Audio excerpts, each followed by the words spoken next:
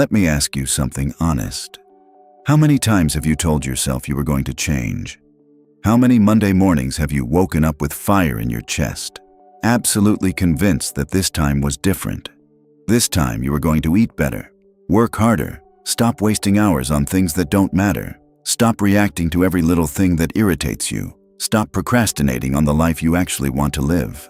And how many of those Monday mornings quietly became Tuesday afternoons where nothing had changed?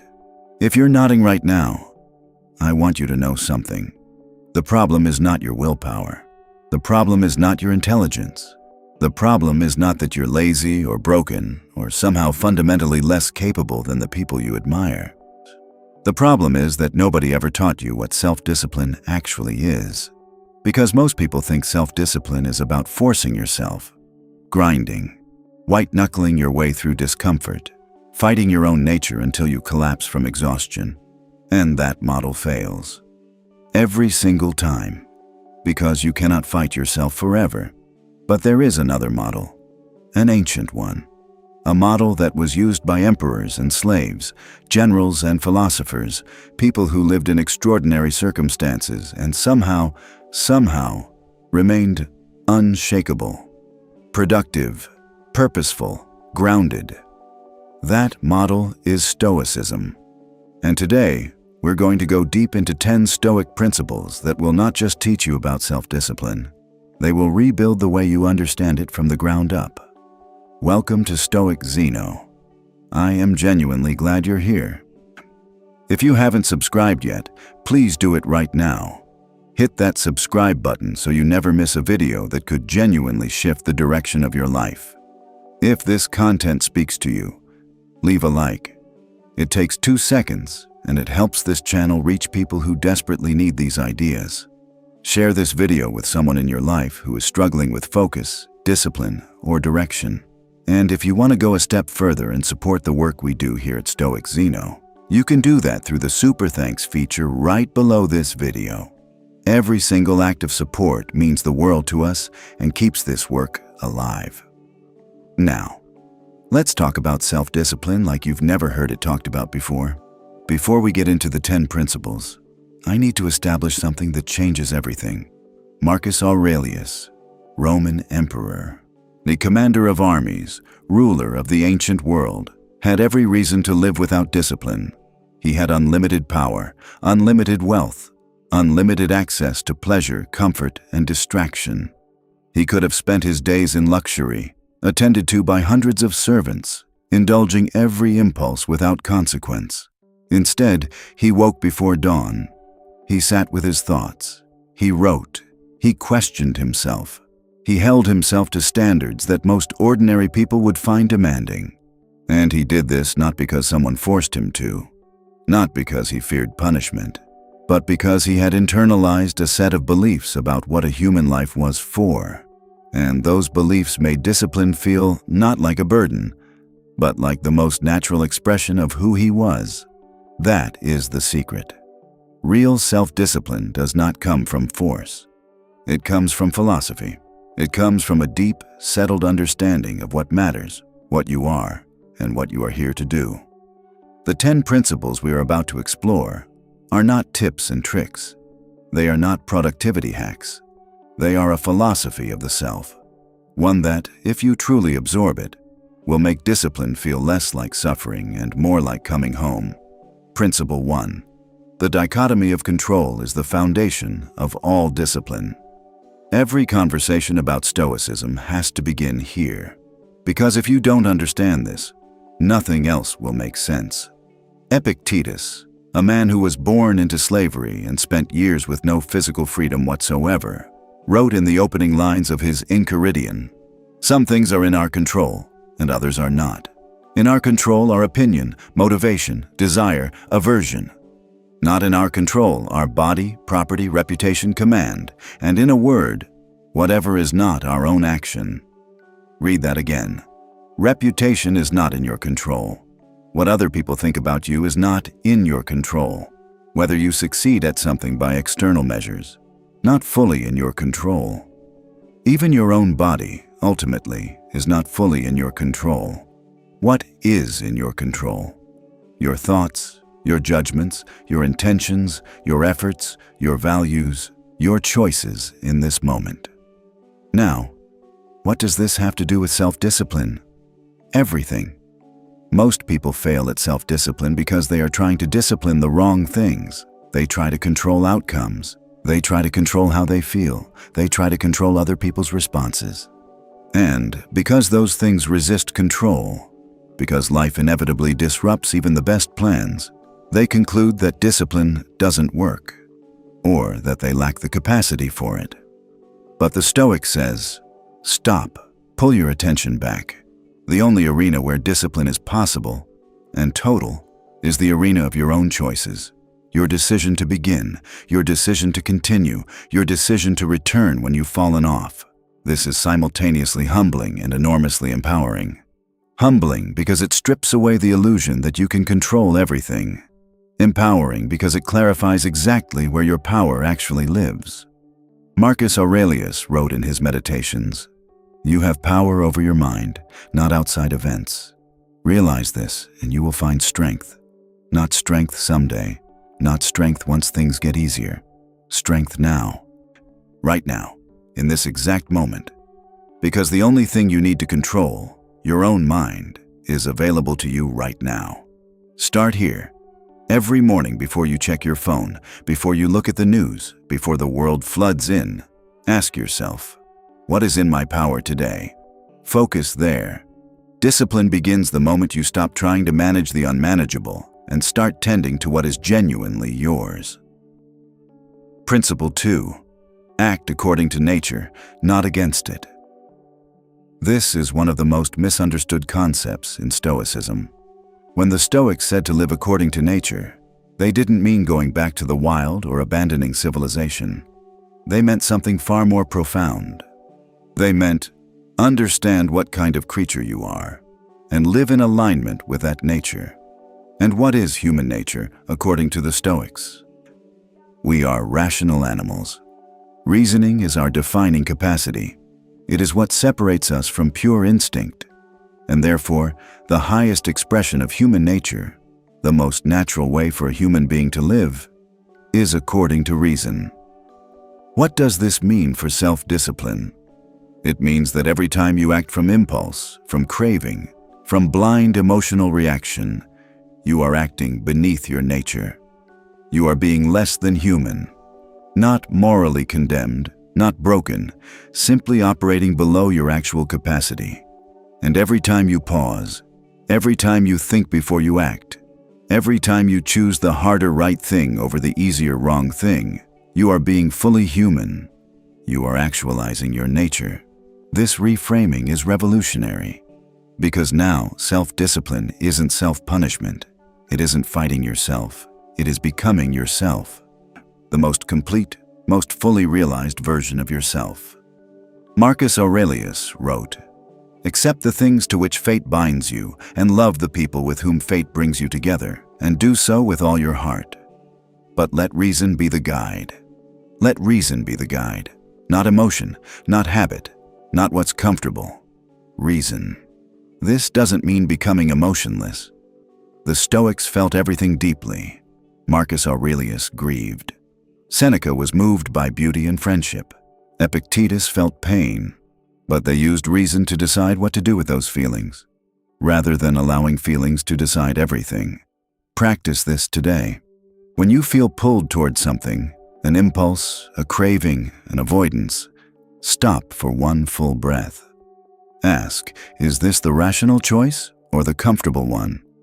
Is this my nature acting or just my habit? That one breath is the beginning of everything.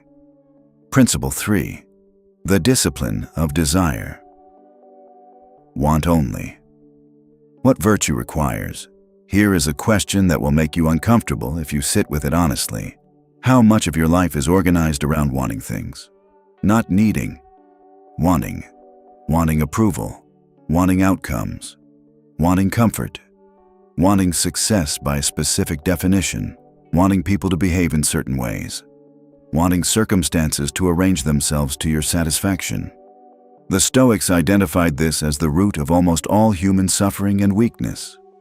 not the bad things that happen to us, but our relationship to desire, our conviction that we cannot be okay unless certain things are given to us by the external world. Marcus Aurelius wrote, "The impediment to action advances action. What stands in the way becomes the way." And Epictetus was even more direct. "Seek not that the things which happen should happen as you wish, but wish the things which happen to be as they are, and you will have a tranquil flow of life." This is not passivity. This is not giving up.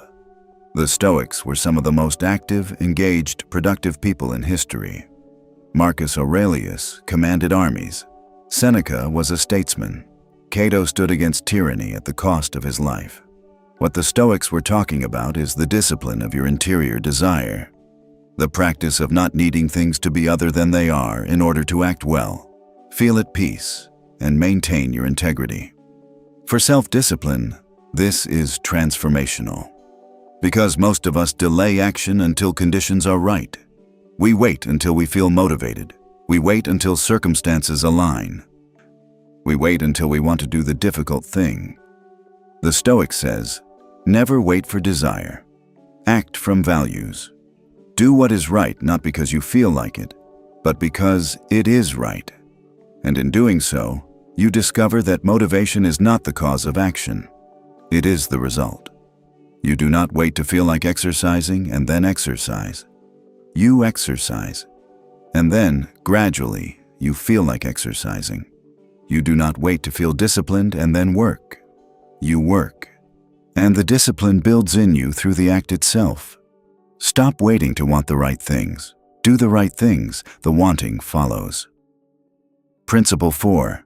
Memento mori. Remember death and live fully.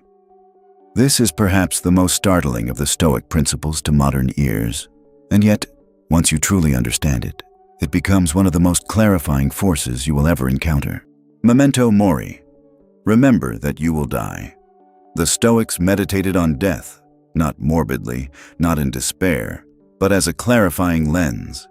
Because when you truly accept your mortality, not intellectually but viscerally in your gut, something shifts in how you spend your time. Seneca wrote one of the most devastating lines in the history of philosophy. It is not that we have a short time to live, but that we waste a great deal of it. He continued, life is long if you know how to use it. Think about how much time you spend on things that, if you knew today was your last day, would feel like an absolute waste. The pointless arguments, the hours of scrolling, the obsessive worrying about things you cannot change, the procrastination on the things that actually matter. Memento mori is not a reason to be reckless. It is a reason to be intentional. It is a scalpel that cuts away everything unimportant and leaves only what is real, what matters, what is worth your finite and irreplaceable time. For self-discipline, this principle answers the hardest question. Why bother? When the alarm goes off early, when the work is hard, when the temptation is strong, why do the difficult thing? Because your time is finite, because you only get this day once, because at the end you will not remember the times you chose comfort. You will remember, or regret the absence of, the times you chose to live fully and act according to your deepest values. Marcus Aurelius kept asking himself, if not now, when? He was emperor of Rome, surrounded by power and wealth and distraction. And he wrote to himself, do not act as if you had 10,000 years to live. You do not have 10,000 years. You might not have 10, you might not have one. Act accordingly. Principle 5. Amor fati. Love your fate, especially the hard parts. This principle goes beyond acceptance. It goes beyond tolerance. It asks something truly radical of you, not just to bear your difficulties, but to love them, to embrace them as necessary, as purposeful, as the exact material from which your character is built. Amor fati, love of fate. Nietzsche, who was deeply influenced by the Stoics, made this concept famous, but it was Marcus Aurelius who lived it. He ruled an empire during plagues, wars, floods, and the deaths of multiple children. He faced betrayals by people he trusted. He dealt with incompetence, corruption, and the full weight of almost incomprehensible responsibility. And he wrote, "A blazing fire makes flame and brightness out of everything that is thrown into it. Not, a fire tolerates what is thrown into it. Not, a fire accepts what is thrown into it. A fire makes brightness out of it, transforms it, uses it. That is amor fati. The discipline to look at every obstacle, every setback, every failure, every painful circumstance, and say, 'This is what I have. This is my material. What can I build from it?' This is not toxic positivity. This is not pretending that hard things are not hard. It is the deepest form of agency available to a human being, the decision to use what you're given rather than be destroyed by it. For self-discipline, this means your failures are not interruptions to your development. They are the development. Every time you broke your discipline, every time you gave in to an impulse, every time you disappointed yourself, that wasn't a detour. That was training. The person who has never failed at discipline has never been seriously tested. The person who has failed and risen, and failed again, and risen again, that person has something that cannot be taught. They have earned their discipline through the fire. Love the struggle, not despite what it costs you, but because of what it builds in you. Principle 6. The view from above. Gain perspective to dissolve petty reactions. Marcus Aurelius had a practice he called the view from above.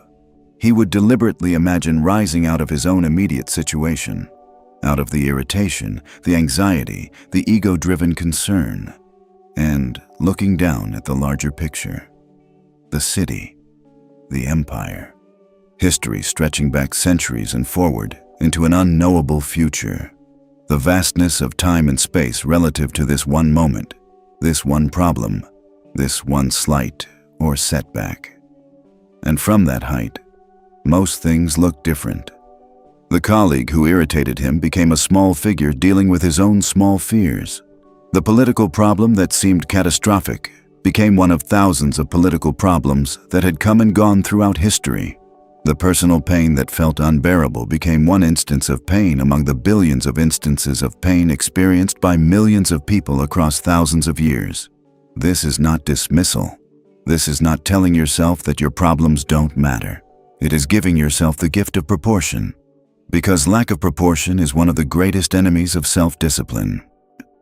When we catastrophize, when we convince ourselves that a temporary setback is permanent, that a local failure means universal incapacity, that a bad day means a bad life, we react emotionally rather than rationally.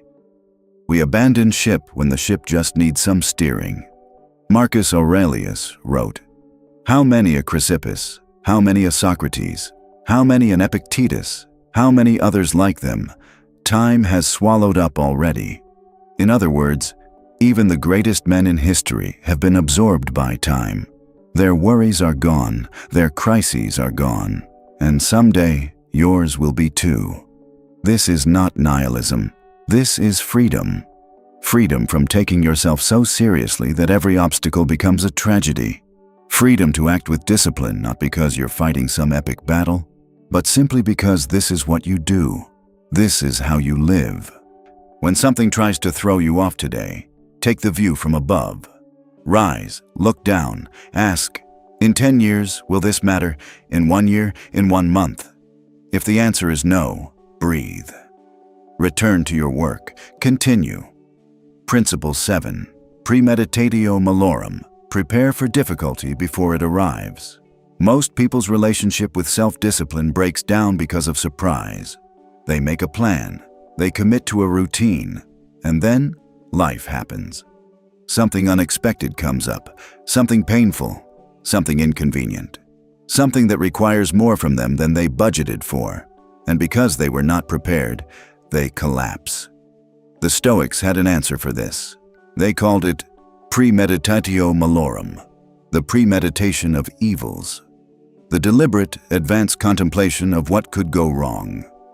Every morning, Marcus Aurelius would prepare himself mentally for the difficult people he might encounter, the frustrating obstacles that might arise, the temptations that might appear.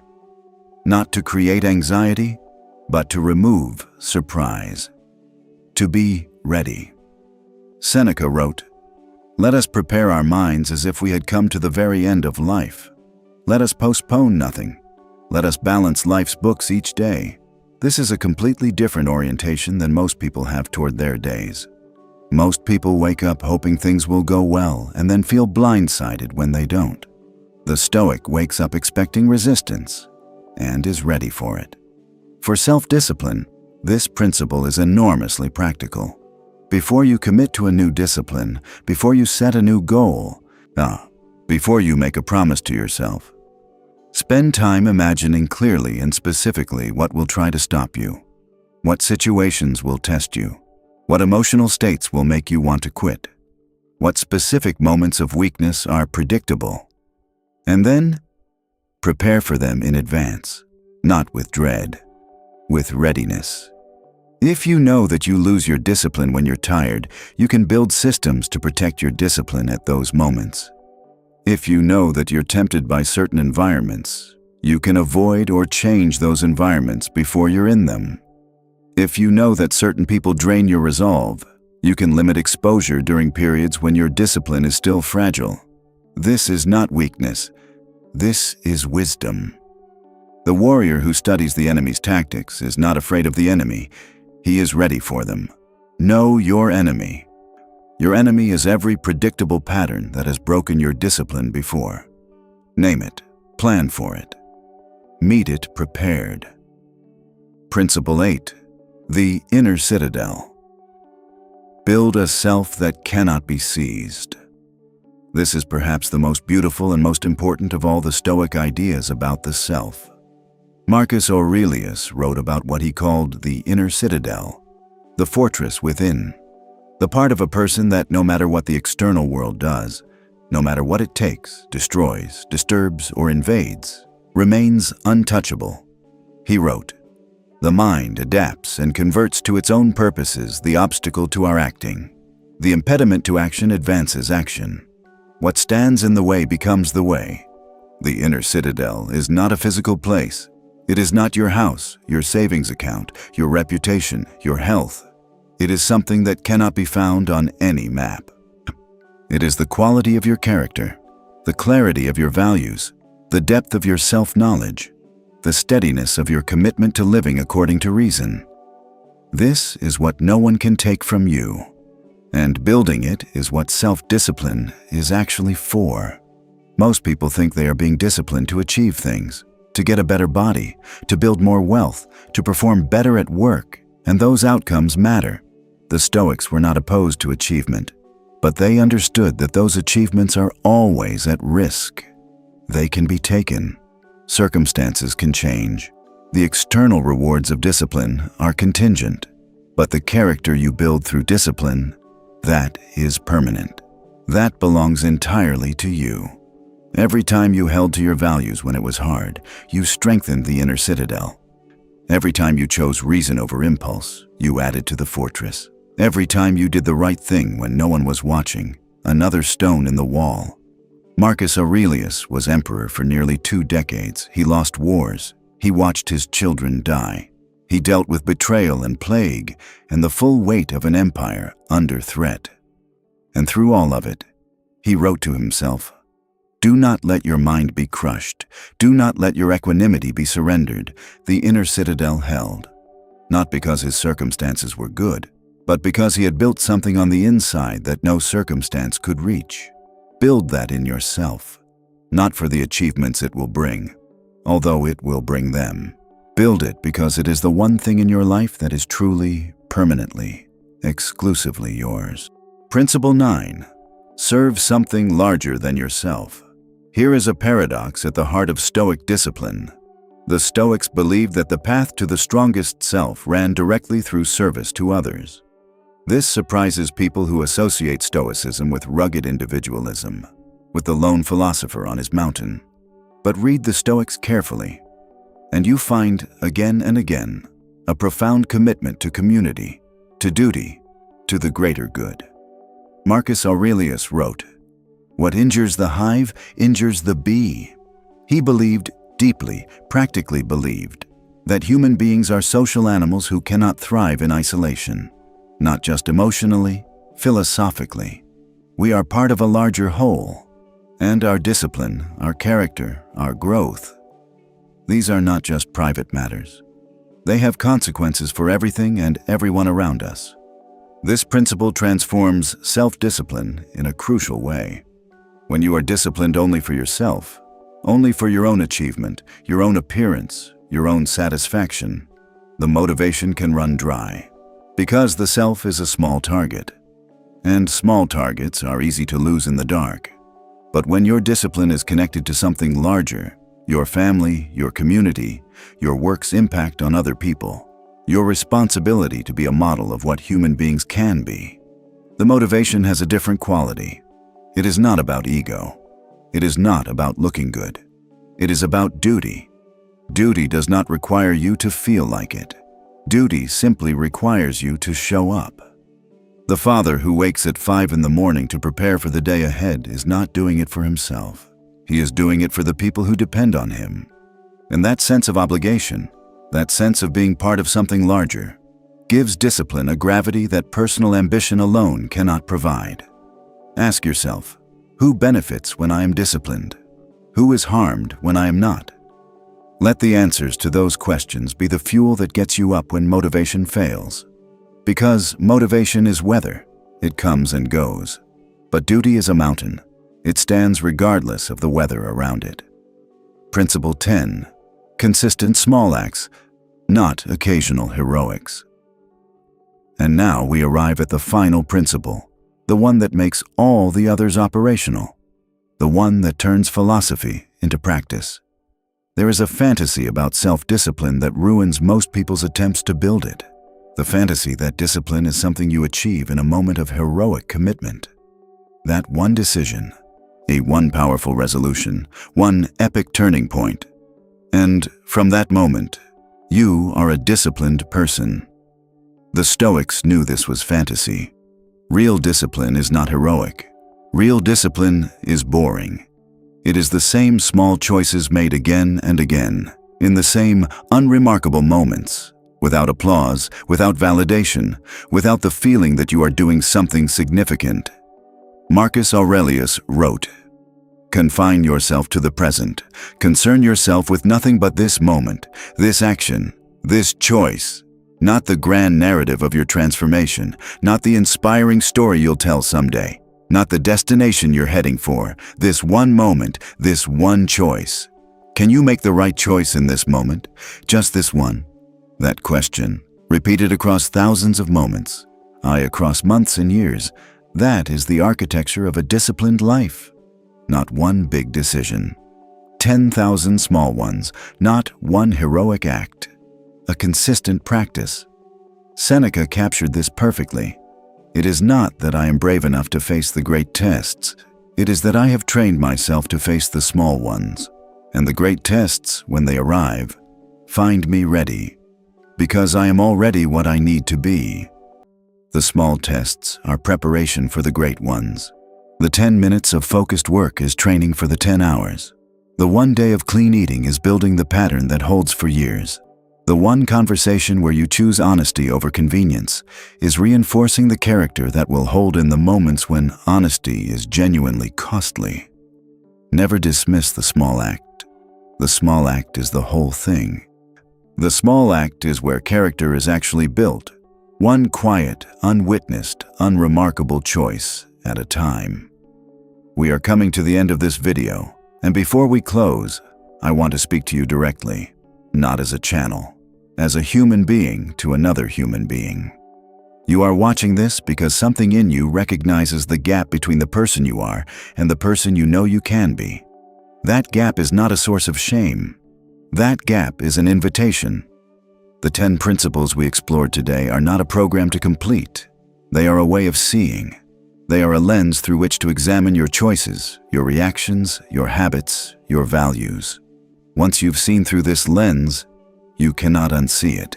You will start noticing, in real time, when you are reacting versus choosing, when you are chasing things outside your control, when you are waiting for motivation instead of acting from duty, when you are catastrophizing instead of taking the view from above. And in those moments of noticing, you will have a choice. A small, quiet, enormous choice. You know which one the Stoic makes. Marcus Aurelius was not born with extraordinary self-discipline. He wrote to himself every single day, reminding, correcting, encouraging, challenging, because he knew that the work was never finished. He never arrived. He was always, until his last day, working on the same project. That project is you. Start today. Start with one principle. Start with one breath. Start with one honest question. What is in my power right now? And then do that, just that, one moment at a time. This has been Stoic Zeno, and this video has been one of the most important I've ever had the privilege to make. Because self-discipline is not just a skill, it is the foundation of a life well lived. And you deserve that life. Not someday, now. If this video moved something in you, if even one of these 10 principles landed with the weight it deserves, please leave a like right now. That single click helps this content reach thousands of people who are searching for exactly what you just heard. It costs you nothing, and it means everything to us. Leave a comment below. Tell me which principle hit hardest for you. Tell me which one you're going to take into your day starting today. I read every comment, and your words in this community matter. They create conversations that push all of us forward. Share this video. Think of one person in your life right now who is struggling with discipline, focus, or direction. Send this to them. You might not be able to fix what they're going through, but you can put something powerful into their hands. That's a gift worth giving. Subscribe to Stoic Zeno if you aren't already. We are building something here that I genuinely believe in. A community that takes ancient wisdom seriously and applies it to real, modern life. Every video we make is crafted to go deeper, not just wider. I want to give you something that actually changes how you live, not just something that sounds good for 10 minutes. And if you want to support this work at a deeper level, if you want to help us keep creating content like this, please use the Super Thanks feature right below this video. It's a small action with a genuinely large impact on what we're able to do here.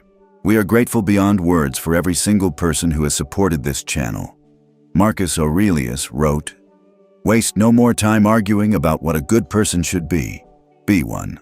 Go be one." Stoic Zeno. Until next time. Till next.